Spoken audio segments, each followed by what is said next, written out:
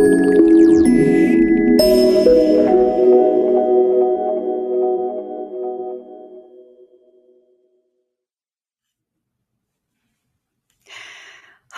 and welcome to this week's episode of Talking Fertility, where I come to you live every Monday morning at 11 a.m. talking all things fertility. And remember, if you would like to have your say on what I talk about and my upcoming topics, remember to jump over to the Conceived Baby with Tasha Jennings Facebook group and join the discussion and let me know what you would like more support with so I can better help you in your fertility journey. Now, the topic of choice today was age and fertility and what that really means for you. Because we see a lot about age and fertility, particularly in the media. You know, at the moment we have Bridget Nielsen, pregnant at 54. But then in the next breath, we're told that our fertility falls off a cliff at 35. So what does that really mean for you and your fertility health? So firstly, I think it's really important to remember that although we may hear stories about women and celebrities falling pregnant much later in life, the reality is that age is the single most important factor affecting female fertility. And that's an undeniable fact. Men are also affected, but to a lesser degree, and their fertility doesn't really start to decline until, 40 to 45. However, for intended fathers over 45, the chances of complications like miscarriage do increase, and this is regardless of the age of the female partner. Because although we are all different, and I will discuss these differences and what they mean to you and your fertility in a moment, but we are biologically programmed to have babies when we're in our teens and our 20s and to stop having them as we get older. And although socially things have changed and we are having much more babies between our 30s and 35, biologically we haven't changed. Chances of getting pregnant in your 20s is around 25% each month or each cycle. The age that statistics decrease to around 20% by the time we reach 30. And then it does start to more drastically decline around 35. And our chances by 40 are only around 5%. And the risk of complications and miscarriage also increases. And I think it's a very common, but unfortunate misconception that I see a lot, particularly coming through in the Conceived Baby website, is that IVF is a magic bullet that can overcome age-related infertility. If we're having trouble or if I've got my career going, there's always IVF if I want to do it later. IVF is an amazing technology, and I work with some fabulous specialists, all over the world who work in this field. And it's helped many couples who would otherwise have been unable to become parents achieve that dream. However, realistically, IVF is about logistics.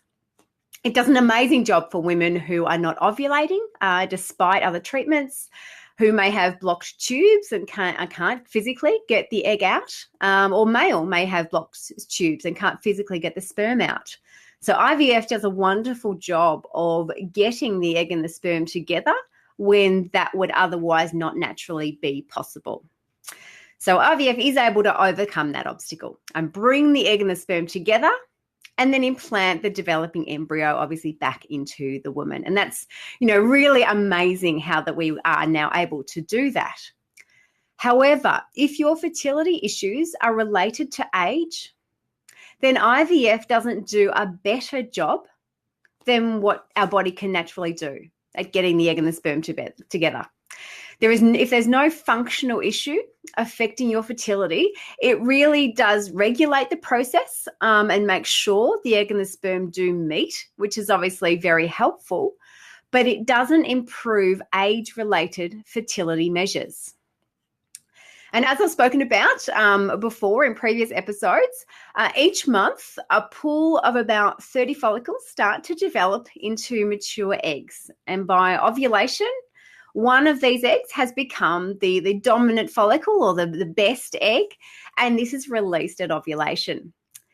So although IVF may collect, 1, 5, or 15 eggs, one of these eggs is still the best egg. So if that's not capable of making a baby, then the others won't be capable either. And for some lucky women, they produce, 2 or more eggs that are capable of going on to become a baby, but one is still the dominant egg. And even in healthy women, in our 20s, a quarter of the eggs that you release at ovulation aren't viable. They aren't capable of making a baby. So even that, the best of the bunch, which the body releases, is not good enough to go on to become a baby. And by the time you reach your 40s, these statistics have dropped to around 40%, with some studies showing it's as high as 70 or 80%. And that's why it can take multiple cycles of IVF before a viable egg is collected.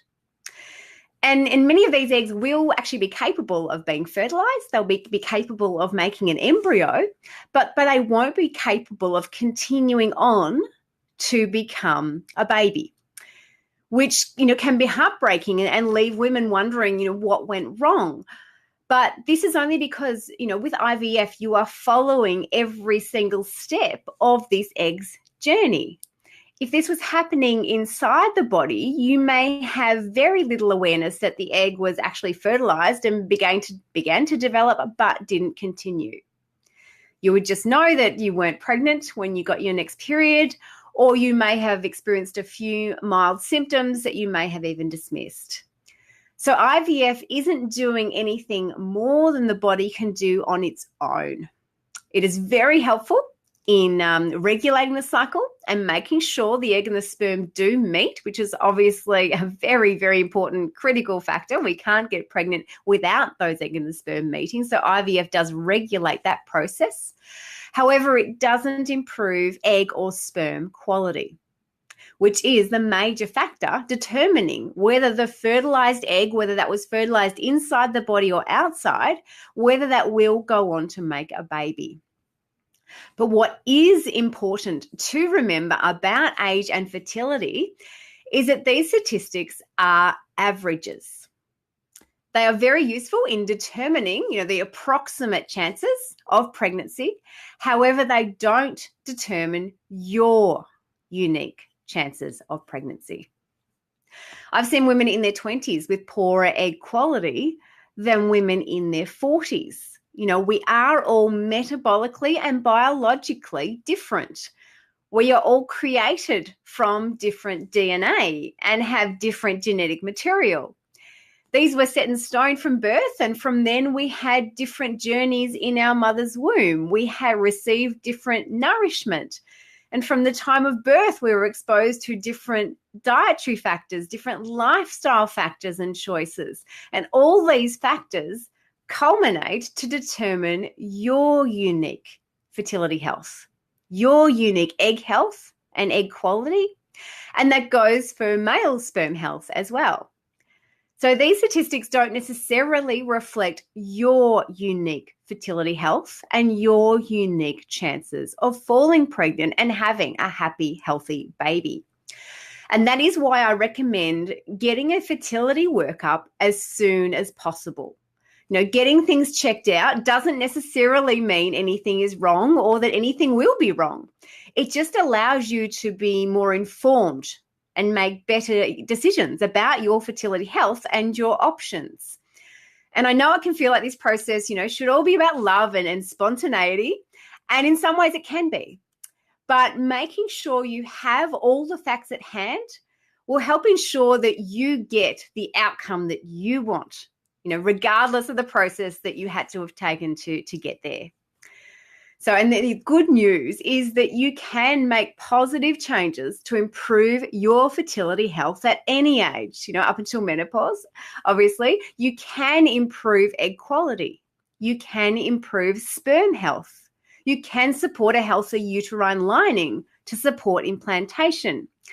And this is what I work on with women and couples during my consultations. And I love working over that 90-day life cycle of the egg to help to optimize your chances of producing the healthiest egg to improve your chances of conceiving and carrying your healthy baby. And you can also learn more in my 5 Days to Improved Fertility program, which is a free online course, which I'll add a link to below. And you can also find out more about how to improve your fertility over 40 in one of my previous Talking Fertility episodes, which I will also put a link to below. And in this episode, I do cover key points to help improve your fertility health into your 40s.